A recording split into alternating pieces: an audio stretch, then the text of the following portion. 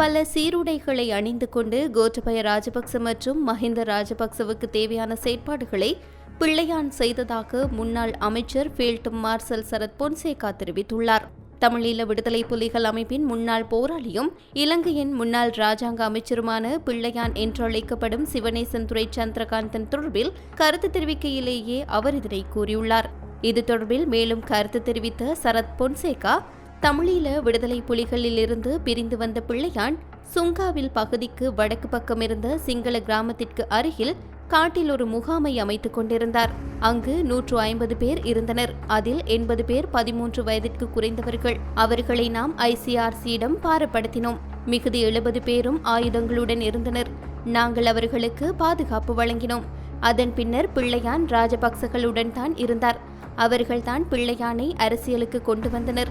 ராஜபக்சகள்தான் அவரை கிழக்கு மாகாண முதலமைச்சராக்கினர். மேலும் பிள்ளையான் ராஜபக்சகளுக்கு தேவையானவற்றை கிழக்கில் செய்து கொண்டிருந்தார். அந்த காலத்தில் பிள்ளையான் பல சம்பவங்களுடன் தொடர்பு பட்டிருக்கின்றார் என அவர் இதன்போது தெரிவித்துள்ளார்.